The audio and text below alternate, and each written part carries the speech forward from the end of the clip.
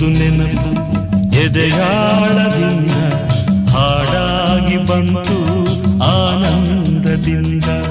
ನೂರೊಂದು ನೆನಪು ಎದೆಯಾಳದಿಂದ ಹಾಡಾಗಿ ಬಂತು ಆನಂದದಿಂದ.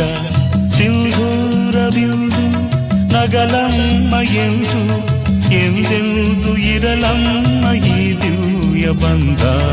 ನೂರೊಂದು ನೆನಪು ಎದೆಯ